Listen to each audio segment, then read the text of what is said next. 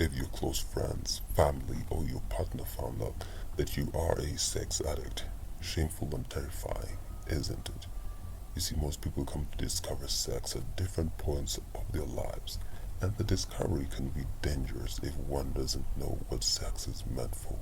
Some grew up thinking sex is a bad topic to talk about as it is shameful. Others would say that having sex is a way of getting rid of stress, depression, or simply following what your body desires.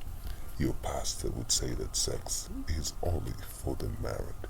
But now, since you have the tools and freedom at your disposal, and no one is watching, you find that most people misuse sex and turn into addicts. Take the case of this guy, for example. He claims to be happily married with two children. Surprisingly, he has slept with over 600 women in the past 10 years, and most of them he found them in weddings. Before you judge or advise him, he is an example of many others struggling with sex addiction. Just like smoking and drinking addiction, sex addiction has a starting point. It could be biological, psychological, or social, and factors such as trauma, childhood experience, and genetics may have contributed to this. Emptiness, shame, isolated, guilt, revolting, worthless, pitiful are some of the emotions that lead most people to become sex addicts. And as a result, they drive themselves into a pit hard to come out. And once you realize you're addicted, you don't know where to turn to.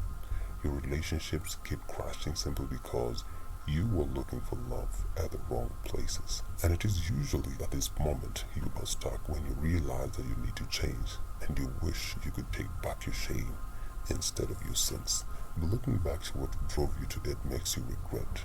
It might have started by watching an obscene video a friend showed you while in school, and you want to do more digging. Sooner than you realize, you're now hooked up and addicted to more other things like masturbation and pornography, and you simply can't go a day without sex. A student once opened up, claiming that she would have sex every day before going to class while on campus.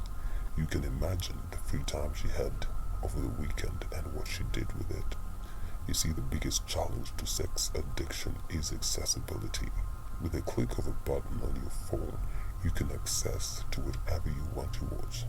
But now, inasmuch as we are sexual beings, how do we deal with this addiction?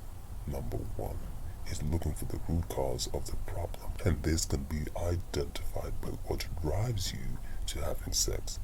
You might be in a point of life where you're facing rejection, and the only place you can find comfort is having sex with random strangers. But the good news is, there are multiple solution options out there for you to deal with rejection. This can be by forming healthy relationships with your friends you trust. Number two is being bold and getting into group therapy and sharing experience with people who are in the same situations as you are.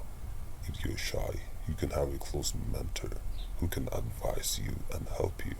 Simply reach out so that you have someone you're accountable to, because the trauma is real. Number three is dealing with a battle in the mind. I'm sure anyone who's been a sex addict can testify that there is the feeling of emptiness after every sexual act. However, the devil, on the other hand, is a way of comforting us with this emptiness by telling us you can go have more and more sex and the emptiness will go away. God, on the other hand, tells you in his voice to go sin no more, and you immediately say, God, I can't do anything about it. Well, yes, you can, because the battle is real and the battle is in your mind. You only have to create a wall from the devil's attack.